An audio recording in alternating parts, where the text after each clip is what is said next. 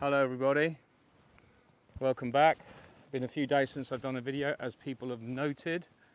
No particular reason, just because I don't feel that I've had any decent content to share with you, other than obviously the weather was stinking hot and now we are a little bit cooler, but the next few days are going to get even worse, back up to 30, 31, 32. So I'm still not finished my splits. I've got all this apiary to do today, another one to do tomorrow, but then after that, that's it, I'm finished. It's been far too long, gone on far too long this year, but the heat has been the absolute killer.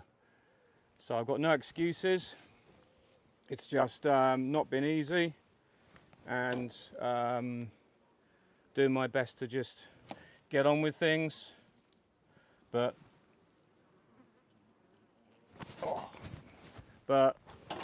it is what it is, as they say. The place is just a nightmare, alive with hornets. This apiary hasn't been cut for a while, but it's absolutely fine. In fact, it gives the bees a little bit of cover. So I've taken to putting the traps in front of the doors now, and I've just refilled all of these, and there's already a hornet in there, I think. They're not too bad here, and I haven't been to this apiary for a couple of weeks, so the traps have dried out and they needed refilling anyway. You can see we already have quite a good bit of luck there. It's just infernal. This year is extremely difficult. It's very difficult to get anything done, because the minute you start any work you get tons of robbing, and you kind of just got to go into an apiary and just keep going, because there's no other thing you can do. You can't really think, oh, I'll just leave it till tomorrow, because tomorrow is another day, and like for instance for us, tomorrow is going to be even hotter, and the next looks like 6 to 8 days are going to be terrible. So I've got to get this finished. I've got to get the honey off, but getting the honey off is going to be a nightmare as well, because it's going to be really hot and there's going to be robbing if you leave. So no matter if you leave just 1 or 2 little tiny bits of honey around, the bees are on it like the bees are on it like a shot. The wasps are on it like a shot.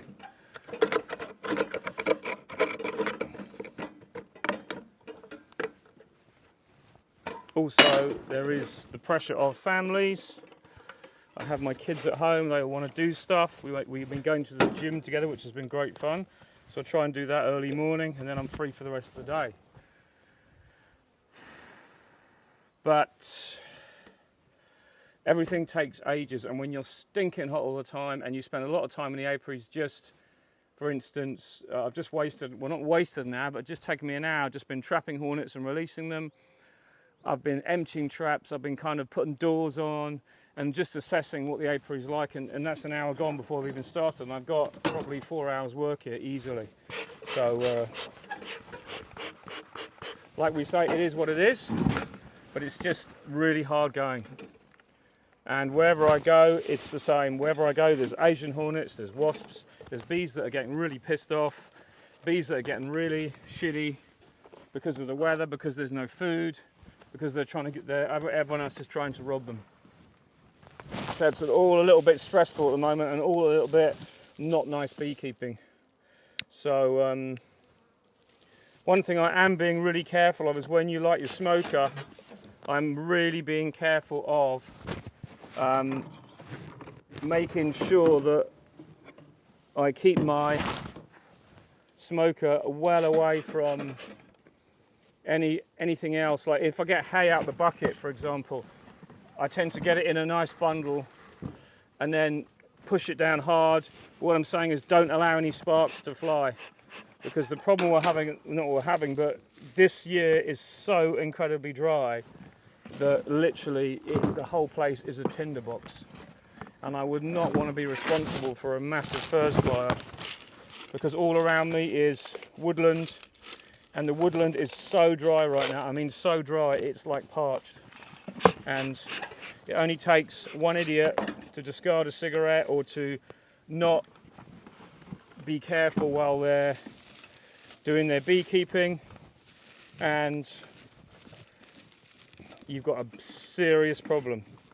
We've all seen the pictures of southwest France, the furze fires there. It's just common sense.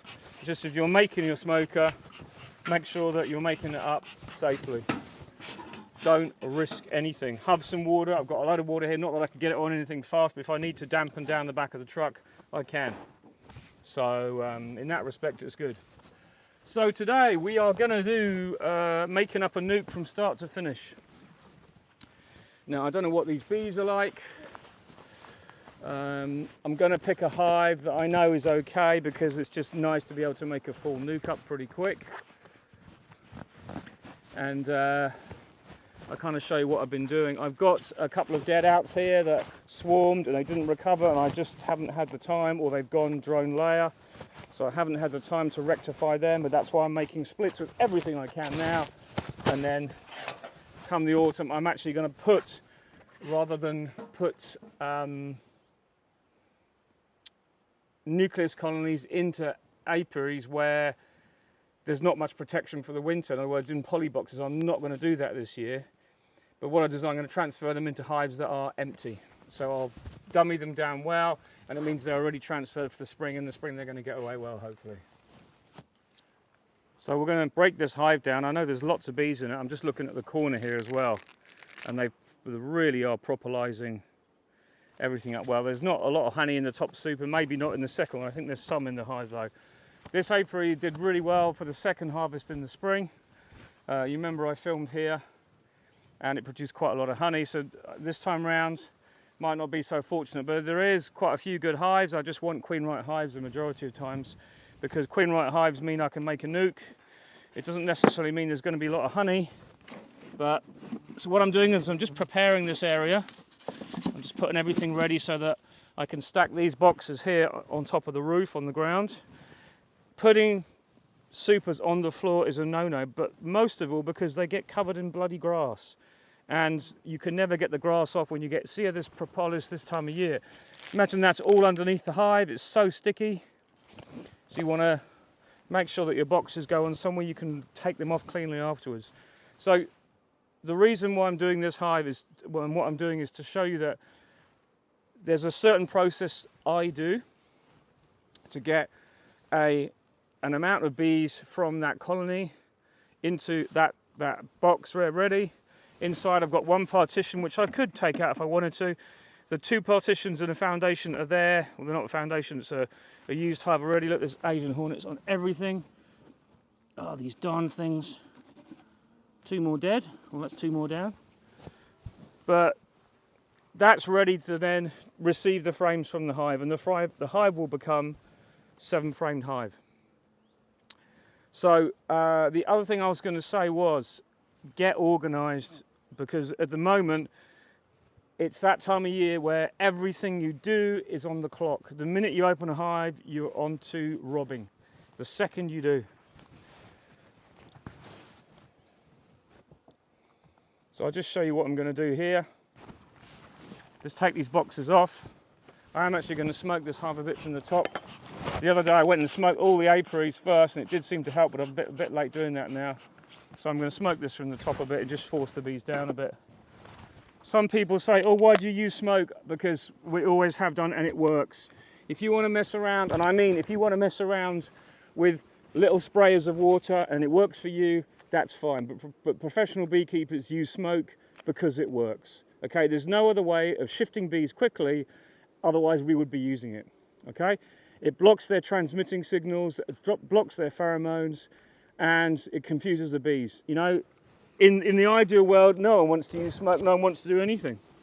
So there's a little bit of honey in this, but maybe 5 kilos in that top one, a little bit more in the next one. Now what I do here as well, okay, now this might look a bit slapdash here. Buckwheat. Over in that field, and if you can see it, up there was buckwheat. That there is buckwheat, the whole field. Now this hive, it was been really dry here the whole time, so I don't know whether these hives have got much in them. But the reason why I take off the top loose wax is because when I put this on the floor, bees will boil up from inside and they will start trying to rob this out. And then when you come to put the hive back together, if you put it back together with the bees on top and the wax in place, they will all get squashed. And it's just not what you're just better off sacrificing that little bit that's on the runners here so that the bees won't get trapped when you put this back together. And what I'm doing is, when I come put this back together, I'm making sure that everyone has got a complete seal on it, because the next time I come, I will be putting bee escapes on. So if that roof isn't sealed first, and I put a loose fitting plastic on, the minute I put the bee escape on, that super becomes detached from the colony. And then the colony will try and rob it out from the top if they can get in that corner. So you've got to have your top of your roofs sealed on your last round. So any feeders I'm taking off, and you can see there's a nice little bit of honey there. Not masses, but there's probably more in the box underneath. So you've got to really over super in the summer. You never know what the flows are going to be like when you're on your own. You can't get around everything a third time just to add another box if it's the right time to do so. But these are all going to be really gummed up well. So, and it's going to take a lot of shifting all of these. And this is what takes the time. You're fighting everything now. You're fighting wasps, you're fighting hornets, you're fighting the weight of the hives, you're fighting robbers. And it's hot, it's stinking hot. You know, and there's a good bit of weight there. That's maybe 10 kilos of honey there, that's a good one. So that's good. The one underneath, completely full. I mean, what a super hive this is. Let's just get some of this off, because those bees are going to get stuck on there. I could have left that one because it was much lower. And I'm not collecting this wax up, I'm afraid. I haven't got time this year because I haven't got any good melting facilities at home, and I haven't got a box ready to put it in. You can collect this if you want. You get a lot more scrapings when you get home. It breaks down on its own. But I remove this, okay? I remove this because it means when I put it back together, the bees aren't sitting there licking up the honey. So let's take this one off. This is a cracking hive, I have to admit. And I didn't know there was much in it because you can't tell. I'll probably find the next one I do will have half of this, but as they say, it is what it is. So, oh, by the way, I heard some good news. Several good things have happened. As I said last time, the land where I'm going to be building is now in my name, and that's official. I had the documents for that, so I'm free to build in that respect. But my application for a grant has been accepted. Last Monday, I went to the DDTT with the lady there who has taken all my documents. So first I get a document saying we've received your documents, and the second document I had the day after said we've received them and you can go ahead. It doesn't mean I'm going to get my grant, but it means I can give the... This is absolutely welded on. I could do with my other hive tool, to be honest. It means that I can now give my devise out to the stonemason signed. In other words, the signed quotes can go out. So the stonemason and the building slab, here we got it, can now be, blimey, this is absolutely loaded with honey, can now be given out. So all this I'm going to lose, but see how the bees are all sticking to it. This is what starts robbing, I'm afraid, and it's a mess, and I hate it, but there's not much I can do. This is the problem you get in the summer. If I didn't scrape this off and then put the hive back together in 10 minutes, there'd be a load of dead bees, and that would taint this, that would give a smell to the honey. So there's enough off there. At least that's fairly clean now. As I say, it's not ideal. You do get some honey sometimes between the frames. So let's see if we can get this off the queen. We're now not even got the boxes off the top yet. Blimey.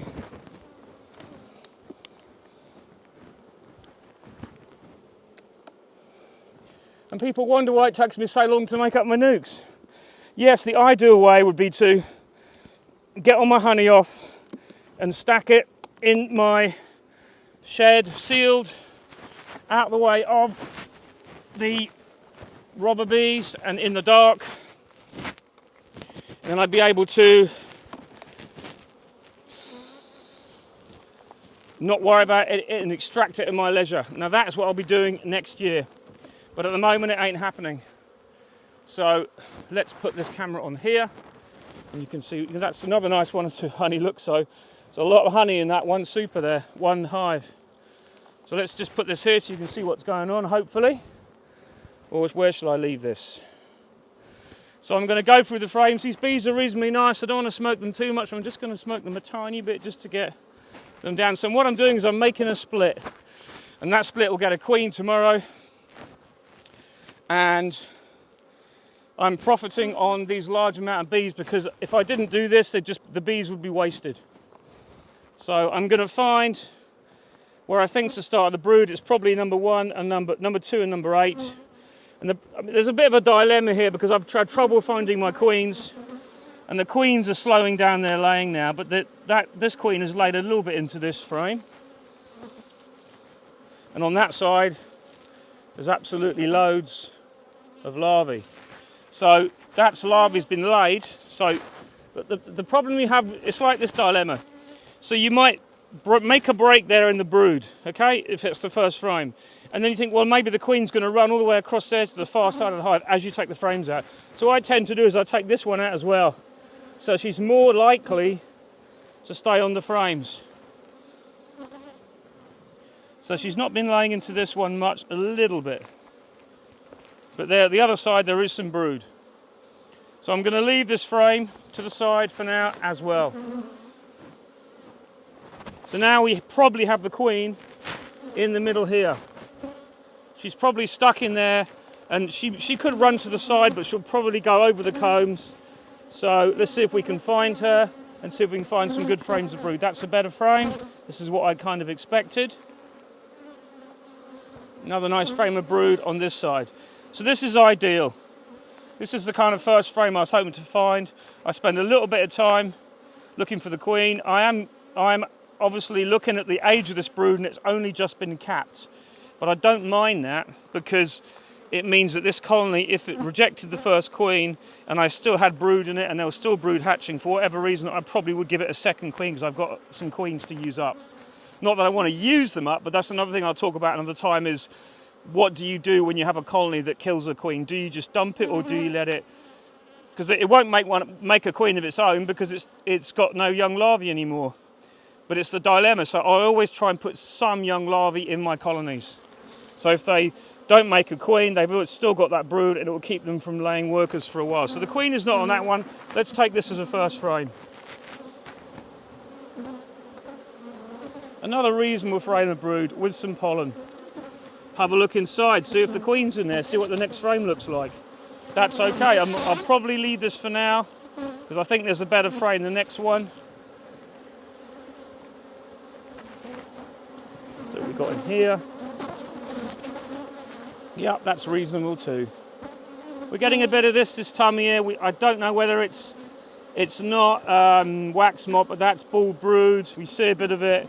I think it's a response due to varroa. I haven't done any varroa shakes yet, but I'm going to next week as I start doing some harvesting and putting clearer boards on, because that's the easiest time to do some for me, because I've got a little bit more time. When I'm doing this, I haven't got time to hang around with a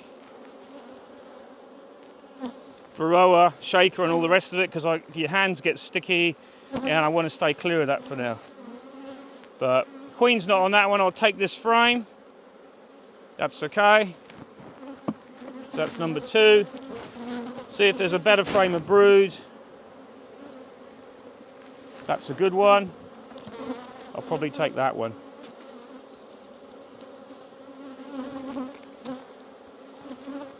A few young eggs on that one, that side.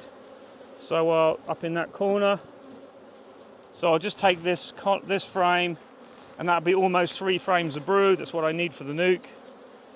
I notice these bees are a bit ruddy. It's really quite warm again, 23, 24 degrees.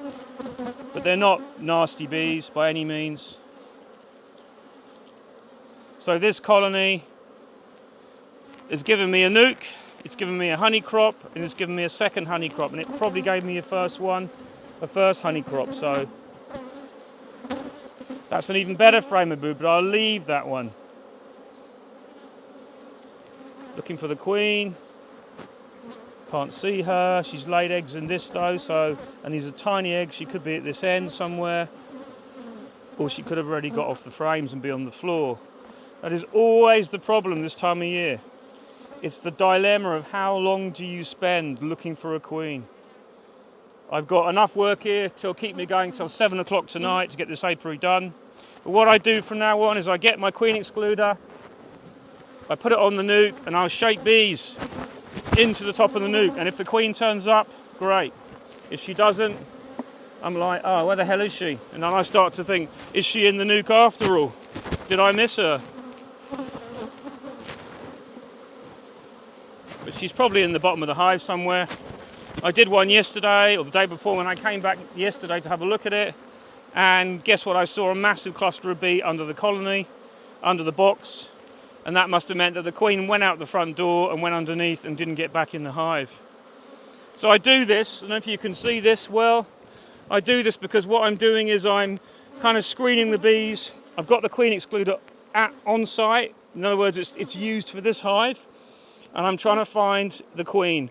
I haven't found her on the frame, so I tend to, when I've finished, is shake bees through a queen excluder, and often she turns up.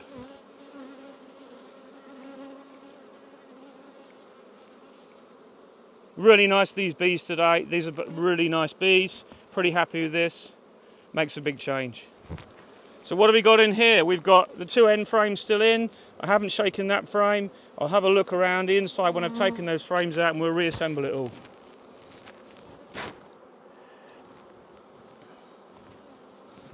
So I'm going to shake this one off as well. I could have missed her. She could be on here.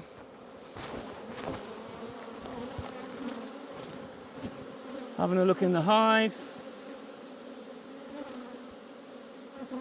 Very often she's on the end anyway. I don't, you know, this time of year it's apparent that the queens are slowing their laying right down. So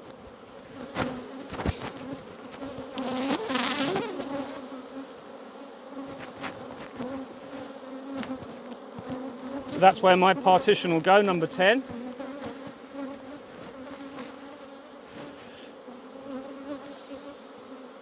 And you can see the queen straight away when she turns up, but I just find this way kind of irons out a lot of issues. And you want a lot of bees, because there's loads of bees in these colonies, and you want quite a few bees to get your colony going, you know? It's so much easier to get a colony for it to get away really quick if you give it lots of bees, if everything's good.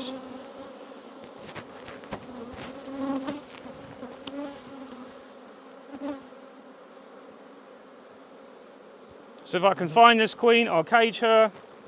If I don't find her, she doesn't get caged. Meanwhile, that colony's had a lovely load of bees.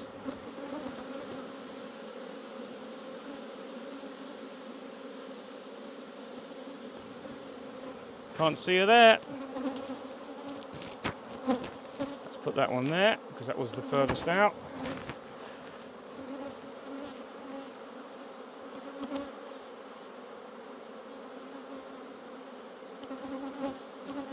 Another way is literally to just get a box and shake bees into the top of a box, as Ian Stepler does when he's shaking down.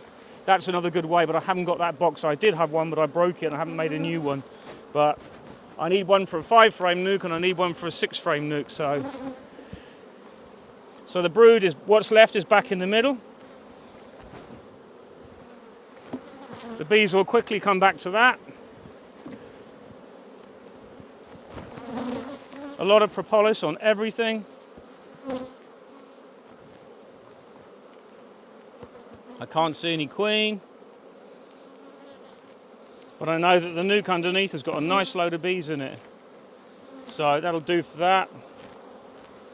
Just to check, see if I can see her on the excluder.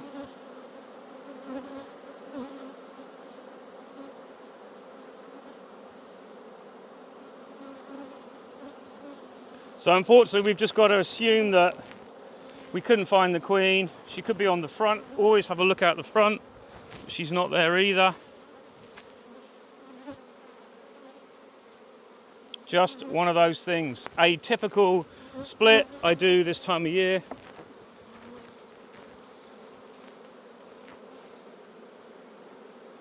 It's unfortunate when you can't find the queen, but sometimes it's like that. Because I've got to get the other ones done. I want to get, you know, on. I can't spend ages. Yeah, I know that's a really knackered partition, but it'll do for this winter. And I'll probably change the inner part of it next year when I take it out in the spring. There's a lot of things I've actually put off at the moment because I'm waiting for my building to start work. But as I just said, as I was telling you before, the digger work is actually going to start in October. That won't take long. And hopefully the stonemason will do the slab for me in November, December time, and the building will be ordered by next week probably. So that means that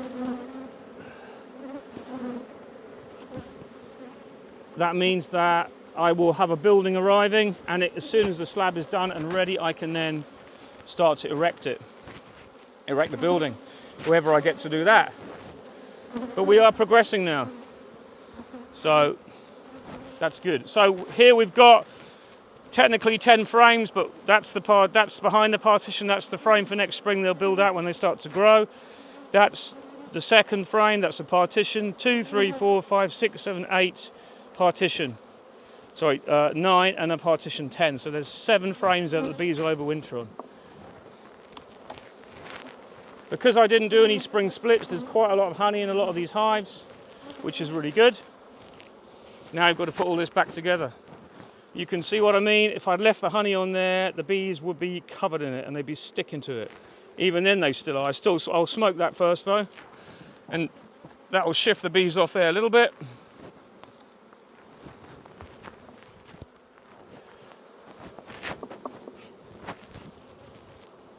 Don't want to smoke too much, it's just to shift them off the sides and off the top of the frames. This is exactly what it is this time of year. Everything is epic, everything takes ages, everything is a lot of work. You've got a lot of honey here, a lot of bees. But it's nice, I mean, just look at that. Let's yank one of these out.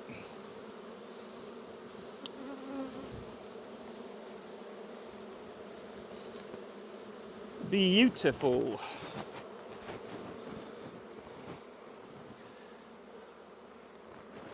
I don't know whether this is buckwheat actually, because there's not many bees flying around. Let's give it a taste test and risk getting stung just for my greed. I think that's chestnut.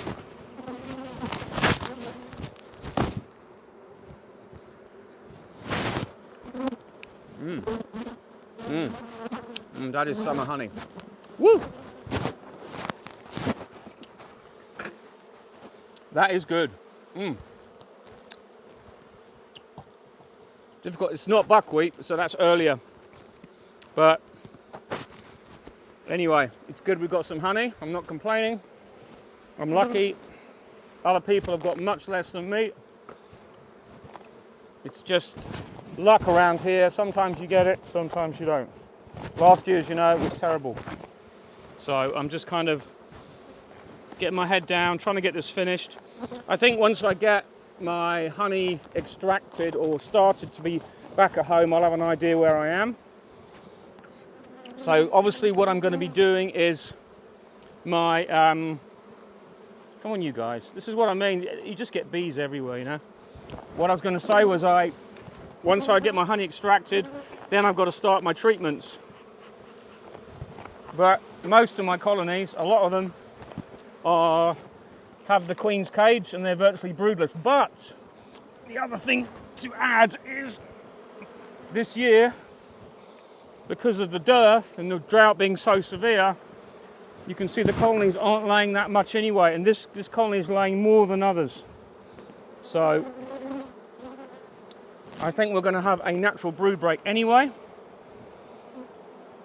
So we'll see what happens, but so what I mean about the bees, they're just everywhere. You know, just crawling, crawling, crawling. You break that seal between the... It's really difficult to get the bees out of the way. Should be okay.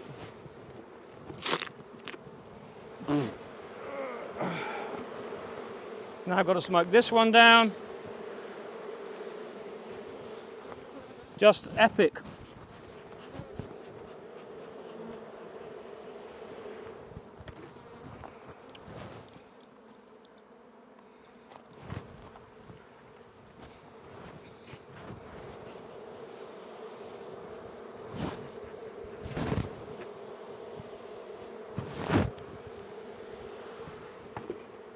And all the time, I still haven't closed down the nuke. That's next to me.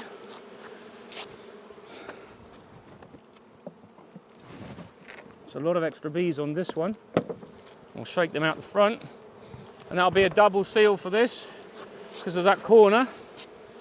But the bees will still propylize that corner up over there. They'll seal that foamy down.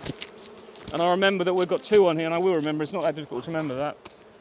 But if I came along and put my bee escape in here, the problem is this then, as I said before, becomes anybody's game. But obviously when I put the bee escape on, I'm checking the edges all around here for gaps, because the second you put that bee escape on, this is anybody's game. And you've got to leave the honey sealed completely so no one can get into it from the top while you go off and the bees come out of it. As if you don't, it's robbing city if you miss a hole. So, that is a nuke made. So I've also assessed the colony. I know there's nothing sinister in that. Let's have a look here. The nuke is ready. I can put the top on that. This is a ventilated box, by the way. So that is good. And I've got a nice load of bees in there. Probably too many, to be honest, but they're not runny. They're nice, workable bees that will take a queen probably pretty easily. And that will go on the truck. And because the truck is in the shade, it'll be actually quite good. So, anyway, that is the kind of news. Not really a lot going on. I'm just trying to battle with this, get it finished. It's really exhausting. I'm tired out. I've kind of had enough of this hot weather. I've never ever known it so hot. Last year we were lucky if we got to 26. This year we're getting 26 every day and temperatures in the 30s most days.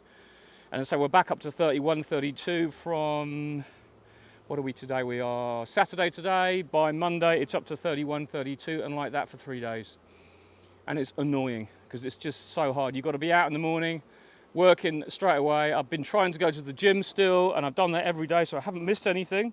But that has really, the work I've done there will pay off, I know, and I don't regret anything, but it's just hard work. So from a very hot, dry and arid, I would say the word, Brittany, bid you farewell and I'll catch you again soon. Bye for now.